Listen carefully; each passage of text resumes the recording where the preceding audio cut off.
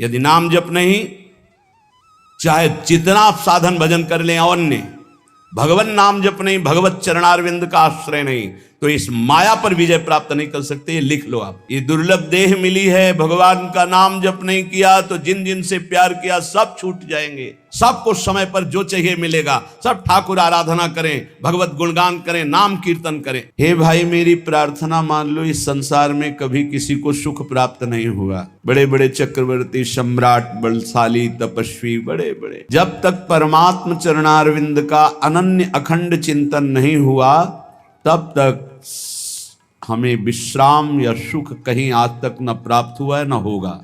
जैसे मर्त लोक है, ऐसे ही सब लोक मर्त है। ब्रह्मलोक तक सब नाशवान है। थोड़ी अवधि अधिक है। केवल प्रभु का नाम रूप लीला धाम सत्य है और सब मायाकृत है। कोई आज नष्ट होगा, कोई कल, कोई परसों, लेकिन मरना सबको है, नष्ट सब कुछ होगा। एक तू अविनाशी है। तू अपने स्वरूप को जान जा, परमात्म स्वरूप में स्थित हो जा। इसीलिए मानव देह मिली है। श्रीपाद कह रहे हैं यहाँ सुख नहीं है। यहाँ से परे अगर स्वर्ग लोक आदि के लोकों में सोच रहे हो सुख है, तो नहीं है। सच्चिदानंद सुख के बिना हमारी प्यास नहीं बुझने वाली, क्योंकि हम सच्चिदानंद प्रभु के अंश हैं। पार्थिव माया रचित भोग विलासिता में कभी हमारी तृप्ति होगी ही नहीं। पश्चाताप, अशांति, चिंता, शोक, व्याकुलता, इसके सिवा और कुछ हाथ नहीं मिलना। देख लो, सब भोग रहे हैं। यहां से लेकर ब्रह्मलोक तक सब मायामय जगत है। इसलिए ना इह और ना इह परे, ना इस लोक में ना परलोक में। सुख है तो प्रभु के नाम में, रूप में, लीला में, धाम में है, मान लीजिए। श्रीपाद कह रहे न पत मोह जालेस्मिन, मत गिर इस मोह जाल में। ये अज्ञान का, विद्या का ऐसा जाल है कि बड़ों बड़ों को गिरा देता है। बड़े बड़े कौन? जिनको शास्त्र ज्ञान है, जो जानते हैं कि ये नहीं करना चाहिए, उनको भी वो भ्रष्ट कर देता है। इतना प्रबल अज्ञान है। जब तक हमको भागवतिक संग नहीं मिलेगा, तब तक इस मोह जाल से निकलना बड़ा कठिन है। भागवतिक संग प्रभु की कृपा से मिलता है। जब प्रभु दयालु, दया करके द्रवित होते हैं, तो या तो किसी साधु को उसके समीप पहुंचा देते हैं या उसको किसी साधु के समीप पहुंचा देते हैं। फिर परम मंगल प्रारंभ हो जाता है। क्योंकि अज्ञान रूपी तिमिर अंधकार का नाश करने के लिए उनके वचन रूपी सूर्य का जब प्रकाश होता है, तब उस अंधकार का नाश होकर सत्य वस्तु का अनुभव होता है। पर अज्ञानी जीव अगर भगवत कृपा से सत्संग भी मिल जाए, तो वो उसे एक मनोरंजन समझता है। उसे अपने जीवन का परम मंगल समय नहीं समझता है, महत्व नहीं देता। जिसका संत वचनों पर, गुरु वचनों पे महत्व नहीं है, वो 50 वर्ष सत्संग करे तो भी लाभ नहीं मिलेगा। और जिसका संत वचन, गुरु वचनों पर महत्व है, तो एक शब्द से कल्याण हो जाएगा। ये बड़े आश्चर्य की बात है।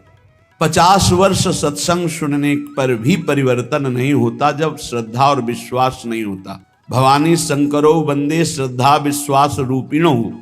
जब तक हमारे अंदर ये भाव नहीं आता कि जो संत भगवान, जो गुरुदेव भगवान बोल रहे हैं, ये मेरे मंगल के लिए बोल रहे हैं, मुझे एक एक अक्षर वैसे ही आचरण में उतारना जैसा बोल रहे हैं, आप उतारने के लिए उत्साहित होइए, तो आपको गुरु शक्ति, संतों के द्वारा प्राप्त भागवतिक शक्ति आपको उसमें बल देगी।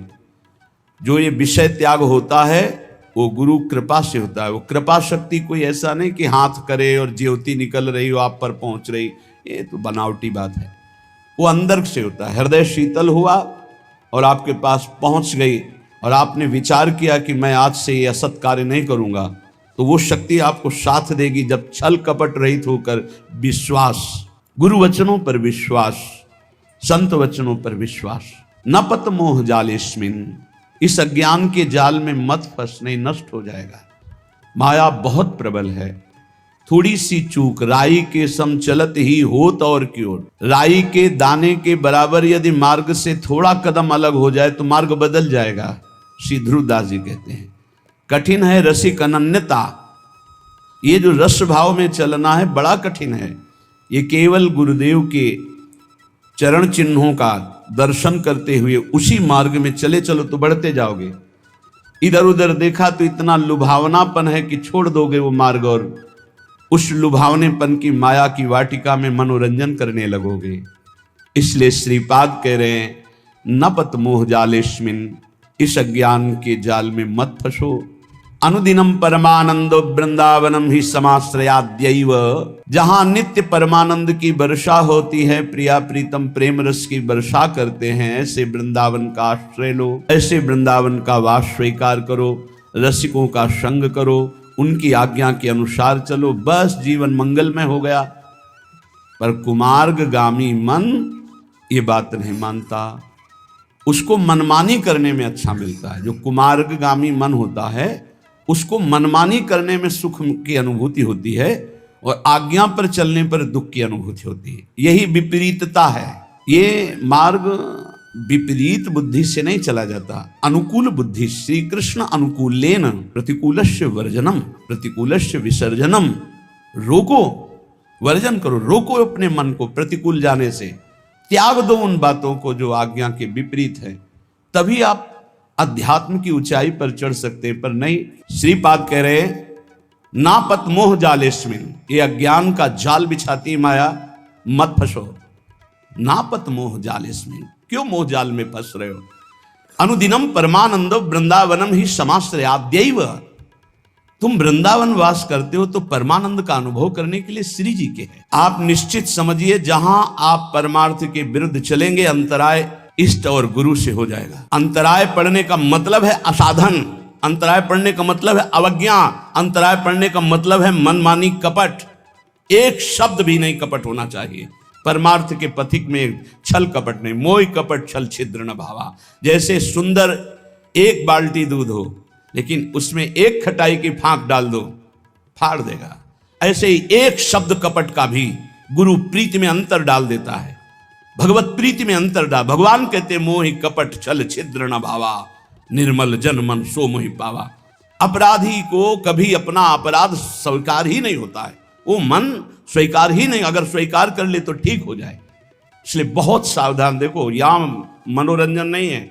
ए मूर्ख, ये शरीर, इस शरीर संबंधी स्त्री पुत्र मित्र देह घर संपत्ति, ये काल के एक प्रहार में सब मिट्टी में मिल जाएगी, सब छूट जाएगी, कोई तेरे साथ नहीं जाएगा। एक क्षण विचार कर, यदि तू नाम जप नहीं करता, भगवद आश्रित नहीं है, भगवत भजन नहीं करता और खूब सांसारिक कार्यों को करके उन्नति को प्राप्त हो रहा है, ठीक है, लेकिन जब मरेगा तब तेरे साथ क्या जाएगा?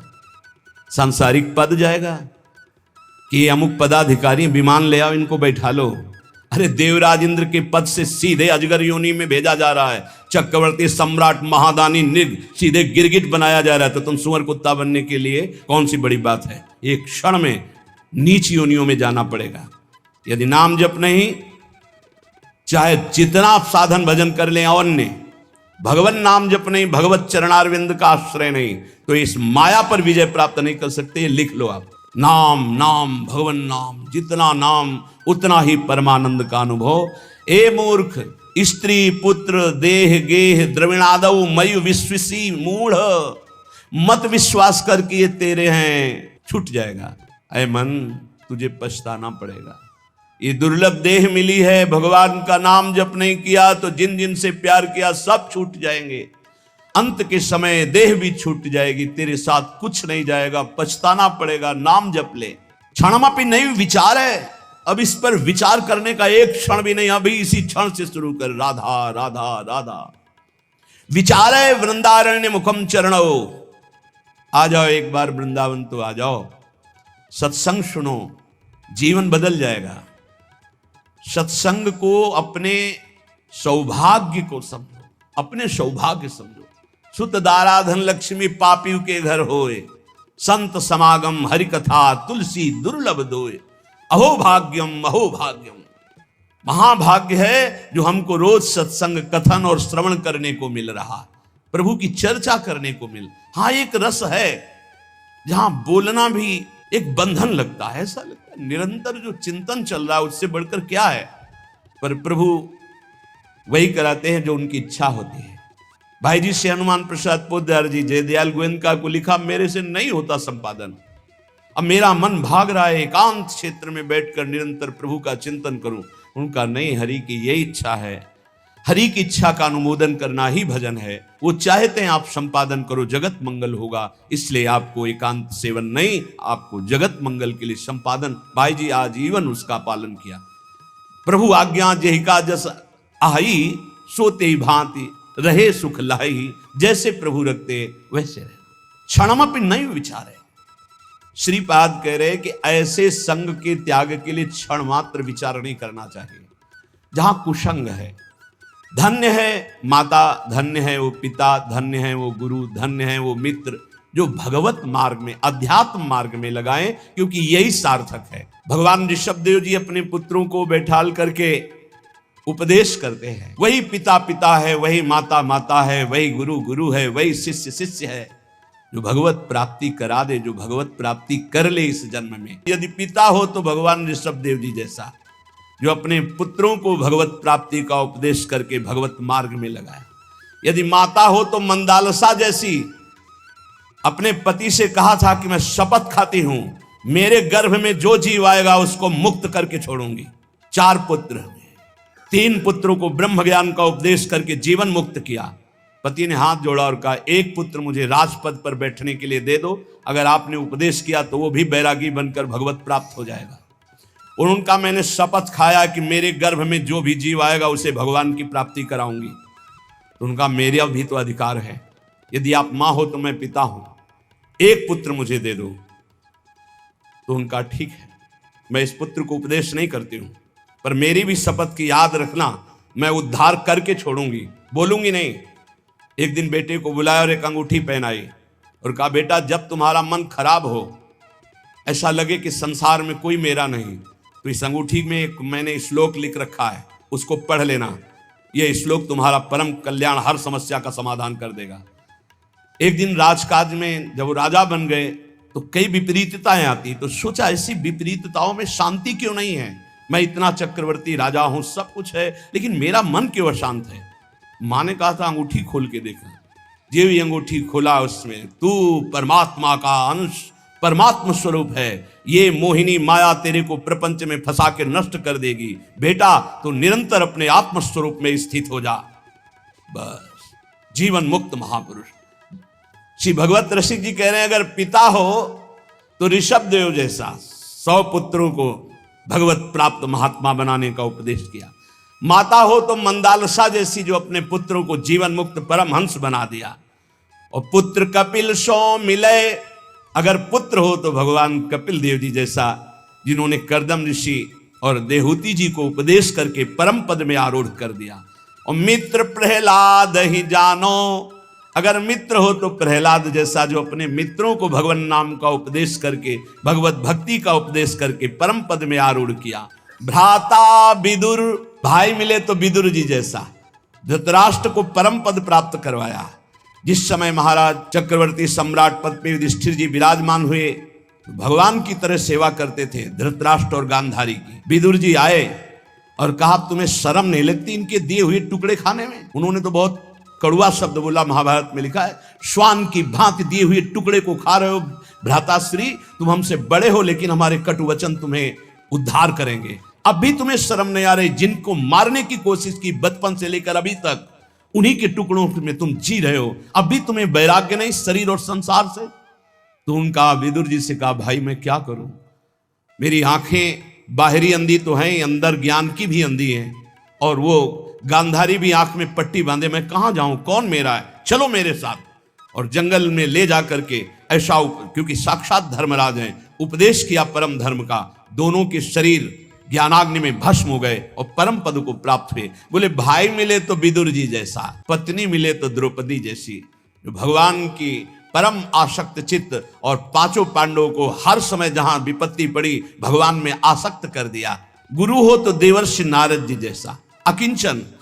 अगर शिष्य से कोई चाह है लौकिक, तो वो गुरु नहीं है, वो दंभ है, पाखंड है। तब लग जोगी जगत गुरु, जब लग रहे निराश, जब आशा मन में भई, तो जग गुरु जोगी दास। शिष्य से केवल एक ही अभिलाषा होती गुरु की कि ये भगवत प्राप्त हो जाए, बस ये अपने मन को, अपनी बुद्धि को सच्चिदानंद भगवान में लगाकर ये भगवत प्राप्त हो जाए, बस कोई दूसरी चाह नहीं। शिष्य धन दे, शिष्य भोग दे, ओ भोगी विषयी पुरुष हो गुरु कहाँ। गुरु नारद सो मिले अकिंचन पर उपकारी, जिसको उपदेश किया नारद जी ने सब भगवत प्राप्त हुआ। ऐसे भगवत प्राप्त हुए कि गुरु का नाम बाद में लिया जाता, शिष्य का नाम पहले। प्रहलाद जी शिष्य पहले भक्त नामावली में जो संस्कृत से है, प्रहलाद फिर नारद पराशर पुंडरीक व्यास अम्बरीश सुख सौनक भीष्म दाल्भ्यान। गुरु मिले नारद जी जैसा किंचन और परोपकार करने वाला। भरता नृप अम्बरीश सो, अगर पति मिले तो अम्बरीश जैसा, स्वयं भगवत सेवा आराधना में तन्मय है। रानी जी ने देखा कि महाराज अकेले भवन में सेवा करते, ठाकुर सेवा चुपचाप करने लगी। आए नहीं, सेवा की चोरी मत करो, तुम्हें अगर सेवा में रुचि है तो ठाकुर जी विराजमान करो, मैं व्यवस्था करता हूँ।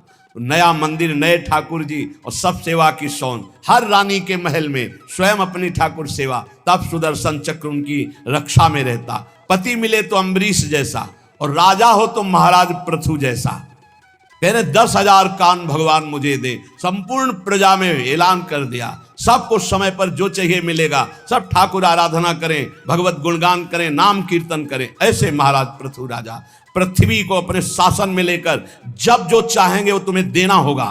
बिना बोए अन्न प्रकट होगा, बिना ऋतु के फल प्रकट करना होगा। शासन में ले लिया पृथ्वी को, जब जैसा चाहते पृथ्वी वैसा ही प्रदान करती। ऐसा महाराज पृथु के शासन में था। भगवत भवनिधि उधरे चिदानंद रस में झिले, यदि ऐसे माता पिता भाई मित्र गुरु पत्नी पति ऐसे मिले तो चिदानंद रस में झिले, नहीं तो ये मायाकृत फंसाने वाली वृत्तियों से एक क्षण विचार मत कर, अपने को बचा ले। प्रभु के नाम चिंतन में, रूप चिंतन में, लीला चिंतन में लगा ले। ध्यान से सुन लो, प्रश्नकर्ता जन प्रश्न करते रहते, मैं ये दान करता हूं, मैं ये तीर्थ यातन करता हूं, मेरा अगला जन्म होगा कि नहीं होगा। तो सुन लो, मंत्रानुष्ठान नियत समय वाला, भाई 4 घंटे मंत्रानुष्ठान कर लिया, 20 घंटे खाली है, 20 घंटे में जब आप मरोगे तो जो चिंतन होगा वही गति प्राप्त होगी। ये 4 घंटे का भजन आपको अगले जन्म में उत्थान करेगा, लेकिन भगवत प्राप्ति नहीं। तपस्या, तीर्थयाटन, दान, व्रत, जोग, यज्ञ, आचरण, जितेंद्रियता तक ये जन्म मरण चक्र को नहीं रोक सकती। जन्म मरण चक्र को रोकती भगवत भक्ति अनन्य बिनु। अगर आपके पास अनन्य भजन नहीं है, अनन्य आश्रय नहीं, तो जन्म मरण से आप मुक्त नहीं हो सकते। भगवत भक्ति अनन्य बिनु जीव भ्रमत संसार। अब भगवत ऋषि जी कह रहे हैं अनन्य भक्ति आती संत संग से, लेकिन किन संतों का संग करो? जिनसे हमारा इष्ट मिलता हो, हमारा मत मिलता हो, रहनी आचार मिलता हो, स्वभाव मिलता हो, उन्हीं से बैठ करके भगवत चर्चा करनी चाहिए अपने इष्ट धर्म की। नहीं तो मौन होकर एकांत भजन करना चाहिए। इसी को ध्रुवदास जी ने लिखा है, इष्ट मिले और मन मिले, मिले भजन रस रीति, तहां निसन कोहे मिलिए, तासों की जय प्रीति। एक संत भगवान आए थे, वो लपेट में लेना चाहते थे नाम रूप को मिथ्या कह के। एकदम जैसे सामने वाला बलवान योद्धा होता है तो जो उसे परास्त करना चाहता है, जितने दांव आते तुरंत मारता है, यही उसकी कमजोरी होती है।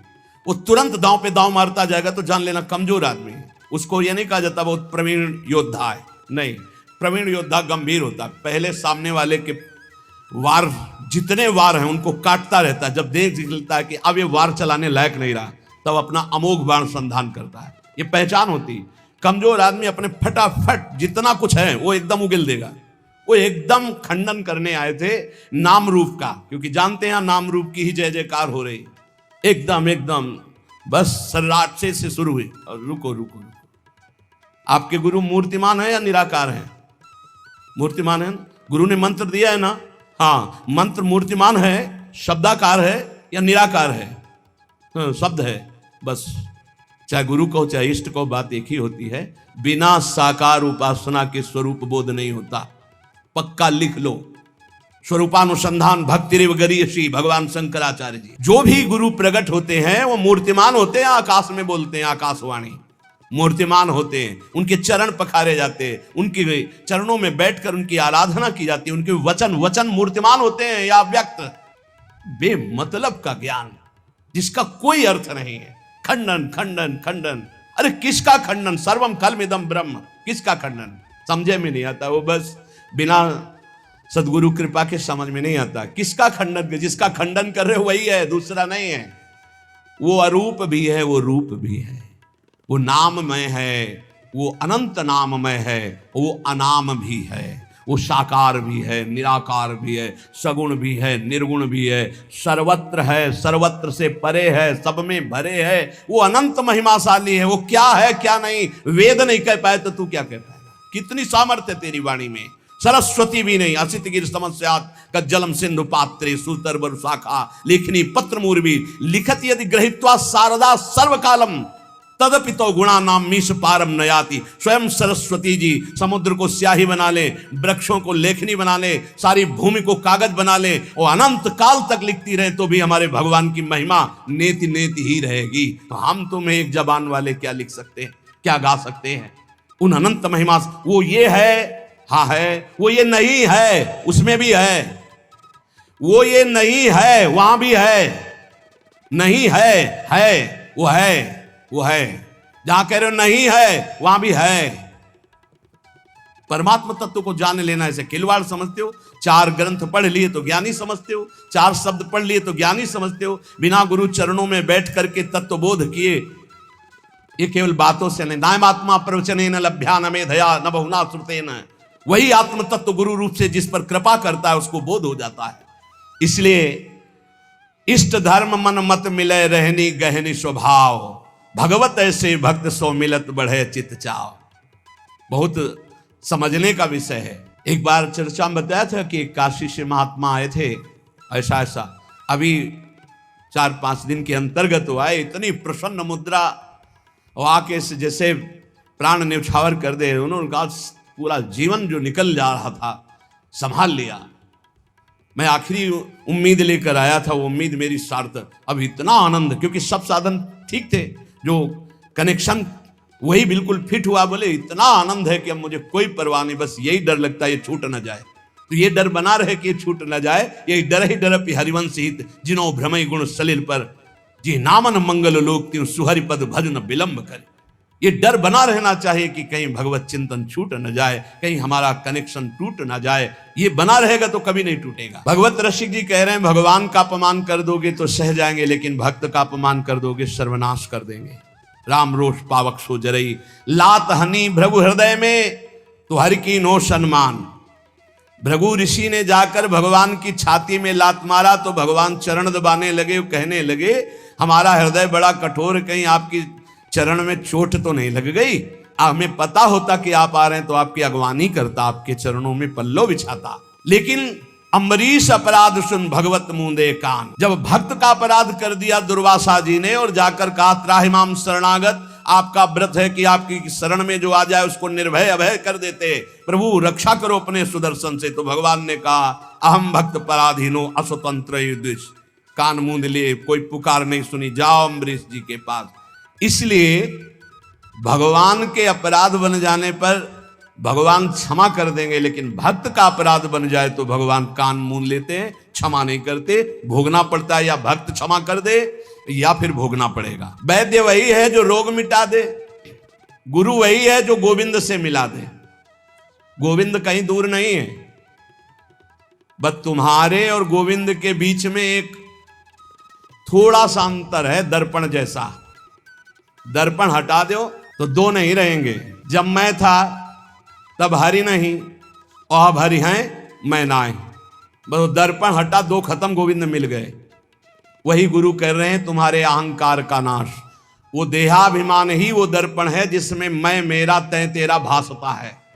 गुरु उसी को नष्ट करते हैं। अगर उनकी कसावट में कस गए तो अहंकार नष्ट हो जाएगा, भगवत प्राप्त हो जाओगे, नहीं तो फिसल जाओगे, माया में बह जाओगे। बोले गुरु वही जो गोविंद से मिला दे, शिष्य वही जो गुरु का वरण करे गोविंद के लिए। लेकिन बहुत अंगुलियों में गिने जा सकते हैं शिष्य जो गोविंद की प्राप्ति के लिए, नहीं तो गोविंद की माया की मौज में जीने के लिए। कोई बिरला होता है जो भगवत प्राप्ति के लिए जुड़ता है। पक्का समझना, धन्यवाद है जिन्होंने जीवन की धारा मोड़ दी भगवान की प्राप्ति के लिए। नहीं तो ये इंद्रियों की विलासता के भोगों को देखकर शिष्य बनना अधिकायक, इसमें बहुत आयत, इसमें बहुत मिलेंगे। लेकिन भगवत प्राप्ति के लिए ये बहुत कठिन बात। जो भगवत प्राप्ति के लिए शिष्य निश्चित गुरु की कृपा से गोविंद मिलेंगे, क्योंकि वो आज्ञा पालन करेगा। लाखों चाहे हो, दृष्टि उसी पे जमेगी जो भजन करता है। ऐसे दृष्टि जाती है, दृष्टि वहीं रुकेगी जो भजन करता है। हाँ ये मेरा है। भजन नहीं करते तो नाटक को, पाखंड को मेरा नहीं कहा जाता, दंभ को मेरा नहीं। आप लाख रोइए, आंसुओं में दम उसी में होगी जो सत्य आंसू होंगे, नहीं तो नहीं दम होगी। वो आंसू घसीट नहीं सकते। और आप रोइए या ना रोइए, आप सत्य मार्ग में चल रहे हैं, आंख से आंख मिलते ही हृदय से लगने लगता है ये अपना है, बस हो गया। कोई संत अपना कह दे तो भगवान उसे गले लगा लेते हैं। कागा कोयल हंस बग गुबरीला मदपान, भगवत बरन समान दो किया पृथक पहचान। कौआ और कोयल लगभग एक जैसे ही, कौआ का बच्चा और कोयल का बच्चा एक जैसा ही। कभी कभी कौआ कोयल के बच्चे का पोषण करता है अपना बच्चा मानकर। कौआ और कोयल और हंस और बगुला लगभग। गुबरीला, गोबर का कीड़ा एक होता है, सब बिल्कुल भ्रमर जैसा ही। और भ्रमर, ये दोनों जोड़ी बढ़िया है। कौवे का रंग कोयल के समान, हंस का रंग बगुले के समान, गुबरीला का रंग भ्रमर के समान। किंतु इनकी बहुत अंतराय है, बहुत पहचान में अंतराय है। ऐसे ही पाखंडी और असली साधु, जैसे कौआ कोयल, हंस और बगुला और गुबरीला और भ्रमर, ऐसे पाखंडी और सच्चे लगभग एक जैसे थे। असली और नकली नोट लगभग, लेकिन पहचान वाला फट से पहचान, ये नकली है।